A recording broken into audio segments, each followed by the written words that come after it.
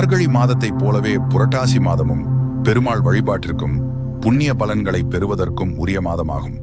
இது வைகுண்ட பதவியை பெறுவதற்கும் மோட்சத்திற்கான வழியை அடைவதற்கும் உதவக்கூடிய மாதமாகும்.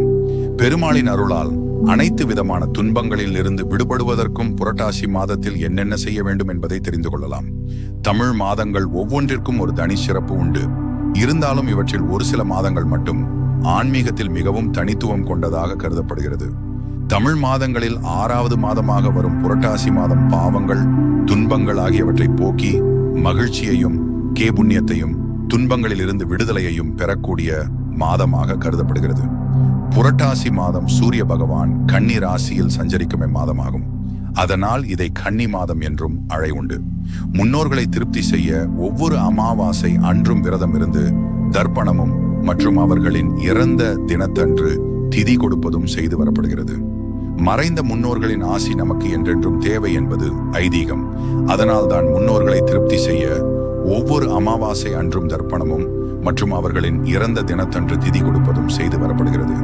அமாவாசை மாதம் வந்தாலும் ஆடி அமாவாசை, புரட்டாசி அமாவாசை, தை அமாவாசை ஆகிய 3ம் தர்ப்பணம் செய்ய மற்றும் திதி கொடுக்க மிகவும் உகந்த நாட்களாகும். இந்த 3லும் மகாலய அமாவாசை எனப்படும் தை அமாவாசை மிக உயர்ந்த தினமாகும். மகாலயம் என்பது ஆவணி மாத பௌர்ணமிக்கு அடுத்த நாள் முதல் புரட்டாசி அமாவாசைக்கு முதல் நாள் வரை வரும் 2 வார காலமாகும். அந்த நாட்களில் முன்னோர் மறைந்த திதி அன்று தர்ப்பணம், திதி கொடுத்தல் ஆகியவை செய்வது மிகவும் நல்லது. இந்த மகாலய பட்சத்தில் முன்னோர்கள் பூவுலகில் சஞ்சரிப்பதாக ஐதீகம் உள்ளது. அதனால் அந்த நாட்களில் திதி கொடுப்பது அவசியம். அப்படி திதி கொடுக்க முடியாதவர்கள் மகாலய அமாவாசை அன்று தர்ப்பணம் செய்து திதி கொடுக்கலாம்.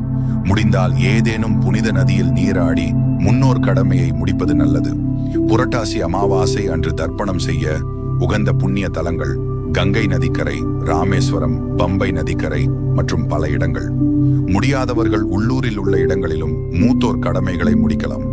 அவரவர் வசதிக்கேற்ப ஏழைகளுக்கு முடிந்த உதவியை செய்வது மிகவும் நல்லதாகும். மற்றவை உங்கள் வீட்டு வழக்கப்படி செய்யலாம். பொதுவாக பெருமாள் கோவில்களில் புரட்டாசி மாதத்தில் பிரம்மோற்சவம் நடைபெறும். இந்து மதத்தில் தமிழ் மாதமான புரட்டாசி பெருமாளுக்கு உகந்த மாதமாக கூறப்படுகிறது. இந்த புரட்டாசி மாதத்தில்தான் சிறப்பு மிக்க அமாவாசைகளில் ஒன்றான மகாலய அமாவாசை வருகிறது.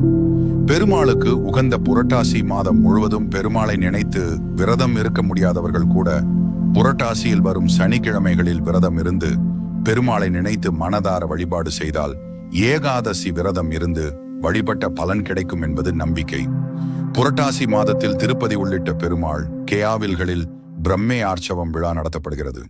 தெய்வங்கள் பெருமாளை வழிபட பூமிக்கு வரும் புரட்டாசி மாத சனிக்கிழமைகளில் மக்கள் பெருமாளுக்கு மாவிளக்கு ஏற்றி வழிபடுகிறார்கள்.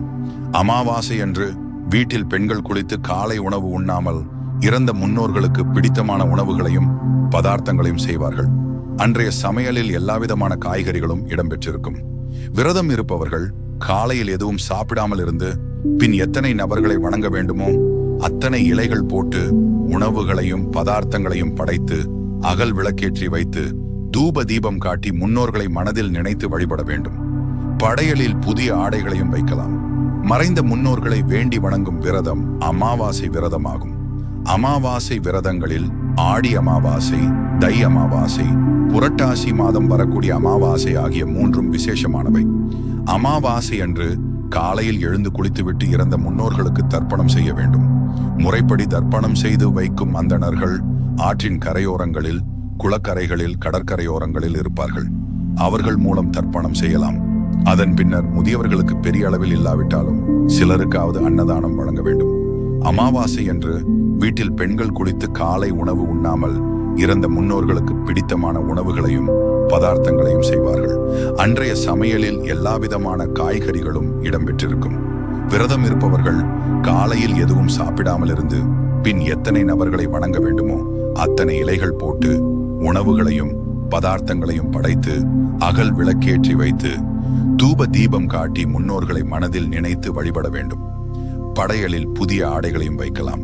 பிறகு படைத்த எல்லா உணவு பதார்த்தங்களையும் தனித்தனியாக இலையோடு எடுத்து வீட்டிற்கு வெளியில் உயரமான இடத்தில் வைக்க வேண்டும். தரையிலோ எட்டும் இடங்களிலோ வைத்தால் வேறு விலங்குகள் சாப்பிட்டுவிடும். முன்னோர்களுக்கு படைக்கும் உணவுகளை காக்கைகள், பித்திருக்கள் என்று கூறுவதால் மட்டுமே உண்ண வேண்டும் என்பதால் தான் உயரமான இடங்களில் வைக்க வேண்டும். காக்கைகள் உண்ட பிறகு வீட்டிற்குள் முறைப்படி பரிமாறப்பட்ட இலைகளில் உறவு முறைகளுக்கேற்ப உள்ளவர்கள் அமர்ந்து சாப்பிட வேண்டும். இறந்தவர்களுக்கு படைத்த ஆடைகளை அவர்களுக்கு பிரியமானவர்கள் பயன்படுத்த வேண்டுமே தவிர பிறருக்கு தானமாக தரக்கூடாது. அமாவாசை அன்று பருப்பில் சாம்பார் செய்து வெங்காயம் சேர்க்காமல் வடை செய்து உணவில் வாழைக்காய் சேர்த்து படைக்க வேண்டும். இந்த உணவை காகத்திற்கு வைத்த பிறகுதான் விரதம் இருப்பவர்கள் உண்ண வேண்டும். தாய் தந்தை இருப்பவர்கள் விரதம் இருக்கக்கூடாது. கட்டாயம் சுமங்கலி பெண்கள் விரதம் மேற்கொள்ளக்கூடாது. அமாவாசை விரதம் இருப்பவர் காலையில் சாப்பிடக்கூடாது, பகலில் சாப்பிடலாம். இரவில் பால், பழம் அல்லது சிற்றுண்டிகள் ஏதாவது சாப்பிடலாம். முறைப்படி அமாவாசை விரதம் இருந்து முன்னோர்களை வழிபடுபவர்களுக்கு அவர்களின் ஆசியும் அருளும் கிடைக்கும் என்பது ஐதீகம். புரட்டாசி மாத சனிக்கிழமையில் தான் சனி பகவான் அவதரித்தார் என சொல்லப்படுவதால் சனியால் பாதிப்பு இருப்பவர்கள் புரட்டாசியில் விரதம் இருந்தால் அதிலிருந்து விடுபடலாம் என்பது நம்பிக்கை. புரட்டாசி சனிக்கிழமையில் பெருமாளை வழிபட்டால் அனைத்து விதமான கஷ்டங்கள், துன்பங்களில் இருந்தும் விடுபடலாம் என்பது நம்பிக்கை.